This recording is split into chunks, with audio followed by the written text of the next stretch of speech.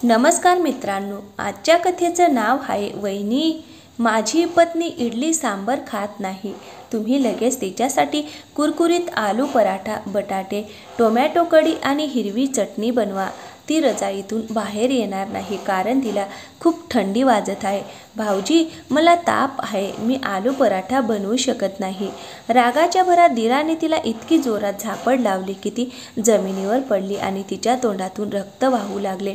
सोहन कामावरून परत आला आणि सोफ्यावर बसला आणि 6 वर्षाच्या कुहूला पाणी आणायला सांगितले।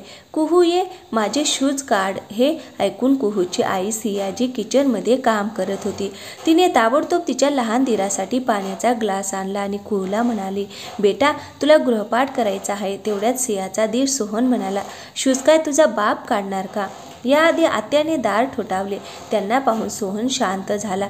आत्या आत आल्यावर सिंहाने पुढे होऊन तिच्या पायाला हात लावला। सासूच्या निधनानंतर आत्या अनेकदा घरी येत असे, त्यामुळे सिंहालाही थोडा आधार मिळाला। तिचा नवरा आता या जगात नाही आणि जेव्हापासून तिची सासू गेली तेव्हापासून तिचा लहान धीर तिला मोकळी मोलकरीण मानू लागला होता। धीराच्या या वागण्याने ती खूप नाराज होती। माहेरच्या घरीही तिचे स्वतःचे कोणी नव्हते। ती तिच्या आई वडिलांची एकुलती एक मुलगी होती आणि तिचे आई वडील मजूर होते, ते सुद्धा या जगात नव्हते। त्यामुळे तिच्या माहेरच्या गावात काहीच उरले नव्हते। दूरच्या नात्यातील काका काकू आणि मामा मामी होत्या, ते लोक आपल्याच विश्वात मग्न होते। सिया पूर्णपणे एकटी पडली होती आणि तिच्या धीराचे अत्याचार दिवसेंदिवस वाढत होते। आतापर्यंत ठीक होतं, पण आता तो कुहूकडे मोलकरणीच्या नजरेने बघू लागला होता आणि सियाला आता त्या घरात भीती वाटू लागली होती की धीर आला तर मला माहीत नाही की तो तिला कशा प्रकारे त्रास देईल। बरं, आत्या तिथे होत्या आणि ती म्हणत होती की सोहन मी तुझ्यासाठी खूप चांगले नाते पाहिले आहे। मुलीचे नाव सुनैना आहे, ती एका NGO मध्ये काम करते आणि खूप सुंदर आहे। असं म्हणत आत्याने एक फोटो दाखवला, तेव्हा तिचे सौंदर्य पाहून सोहन दंग झाला आणि त्याने लगेचच या नात्याला होकार दिला। सुनैना जेव्हा सोहनला पाहिले तेव्हा सोहनने आपल्या गोड बोलण्याने तिच्या मनात स्वतःची जागा बनवली। त्यानंतर दोघांनी मोठ्या थाटामाटात लग्न केले।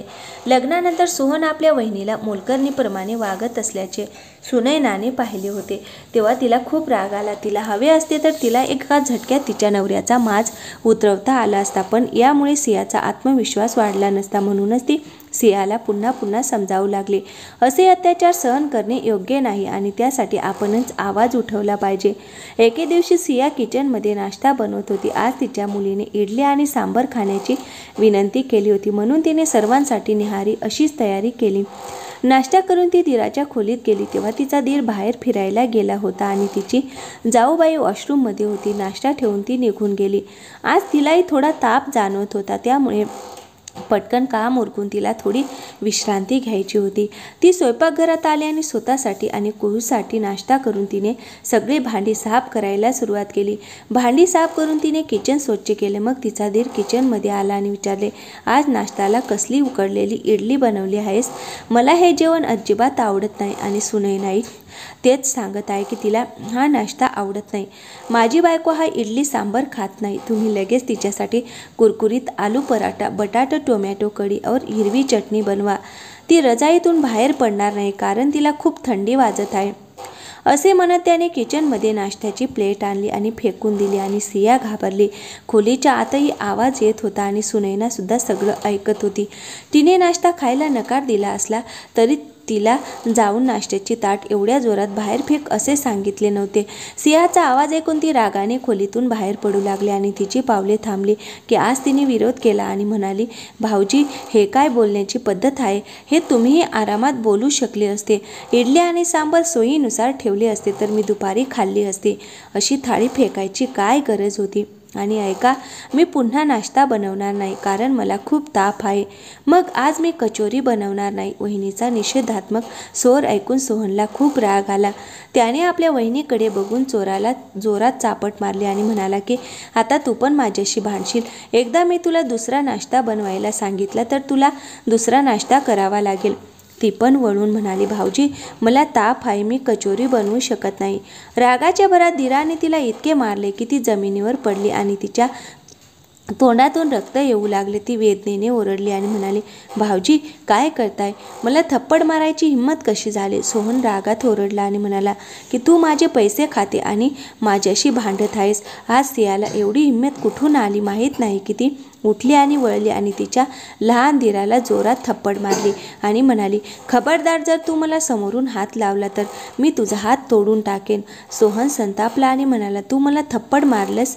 थांब, आजपासून मी तुझे रेशन पाणी बंद करेन। मग सुनैनाने त्याचा हात धरला आणि त्याला मागे खेचले आणि म्हणाली, तू काय करतो आहेस? वहिनीवर हात कसा उचललास?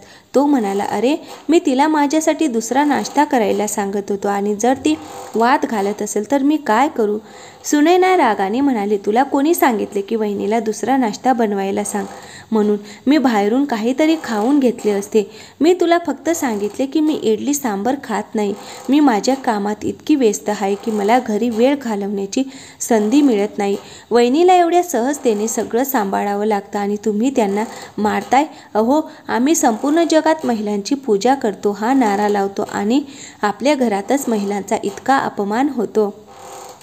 हे सगळं मी पहिल्यांदाच माझ्या डोळ्यांनी पाहिले, पण लक्षात ठेवा, जर तुम्ही तुमच्या वहिनीशी कधी गैरवर्तन केले किंवा तिच्यावर हात उचलण्याचा प्रयत्न केला तर मी थेट पोलिसांना फोन करेन। बायकोचे बोलणे ऐकून त्याला धक्काच बसला। त्याची पत्नी आपल्यावर कारवाई करण्याचा विचारही करेल याची त्याने कल्पनाही केली नव्हती। त्यानंतर सुनैना तिच्या वहिनीकडे आली आणि म्हणू लागली, वहिनी, स्वतःला कधी एकटे समजू नका, मी तुमच्या सोबत आहे। तुमच्याशी कोणी गैरवर्तन केले तर मला त्वरित सांगा। जावेची साथ मिळाल्याने सियाला आज एक वेगळीच ताकद जाणवत होती। सुनैना म्हणाली, दीदी मला तुमच्याशी काही बोलायचे आहे। मग ती सोहनकडे बघत म्हणाली की तू इथून जा, तुला इथे काही काम नाही। जेव्हा सोहन तिथून निघून गेला तेव्हा सुनैना म्हणू लागली, दीदी आजूबाजूची बरीच मुलं ट्युशन करायला खूप दूर जातात। मी त्यांच्याशी बोलले तेव्हा ते तुमच्याकडून शिकवणी घ्यायला तयार आहेत। आज संध्याकाळी 4 मुली येणार आहेत, तुम्ही त्यांना शिकवू शकता बरोबर? हे ऐकून सिया तिच्याकडे आश्चर्याने पाहू लागली। तिच्या डोळ्यात अश्रू तरळले। ती म्हणू लागली, दीदी तुमचा खर्च तुम्ही स्वतः उचला असे मी म्हणत नाही, पण तुम्ही स्वावलंबी झाला तर तुमच्यात आत्मविश्वास येईल। मग असेच येऊन तुमच्यावर हात ठेवण्याची कोणाची हिंमत होणार नाही। कुहूची काळजी घेणे ही आपल्या सर्वांची जबाबदारी आहे। तिच्या संगोपनात आपण सर्वजण साथ देऊ, पण आपणही स्वतःसाठी काहीतरी केले पाहिजे। सियाने होकार दिला। संध्याकाळी 4 मुले तिच्याकडे शिकवण्यासाठी आली। सियाने त्यांना इतके चांगले शिकवले की दुसऱ्या दिवसांपासून आणखी 2 मुले त्यांच्याकडे येऊ लागली। हळूहळू मुलांची संख्या वाढत गेली। सियाच्या दिराने आता तिच्याशी भांडण केले नाही, कारण सियाने स्वतःसाठी आवाज उठवला होता आणि वरती सुनैनाने तिच्या नवऱ्याला धमकावले होते। त्यामुळे आता सोहन आपल्या वहिनींपासून दूर राहायचा। नाहीतर आधी त्याने आपल्या वहिनीशी बोलायला सुरुवात केली होती, कारण तिचा नवरा या जगात नसल्यामुळे घराचा खर्च उचलत होता।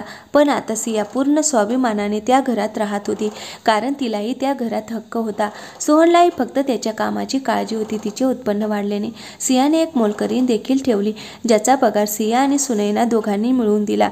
सियाला आता तिच्या आयुष्यात एक उद्देश होता, आपल्या मुलीला शिकवण्यासोबतच त्या परिसरातील मुलांनाही शिकवणी द्यायची। तिची एक वेगळी ओळख होती आणि हे सर्व सुनैनामुळेच शक्य झाले। नाहीतर आधी ती धीराच्या मर्जीखाली दडपशाहीचं आयुष्य जगत होती आणि सोहनलाही ते जाणवत होतं की जर तो सिया आणि तिच्या मुलीचा खर्च उचलत असेल तर ते दोघेही त्याचे मुक्त गुलाम आहेत। पण आता काळ बदलला होता आणि सुनैना आल्यानंतर सियाच्या आयुष्यातील अंधार दूर झाला होता। मित्रांनो, मला आशा आहे की तुम्हाला आमची कथा आवडली असेल। कथा आवडली असेल तर व्हिडिओला लाईक करा आणि चॅनलवर नवीन असाल तर चॅनलला सबस्क्राईब करा आणि थँक्यू, धन्यवाद।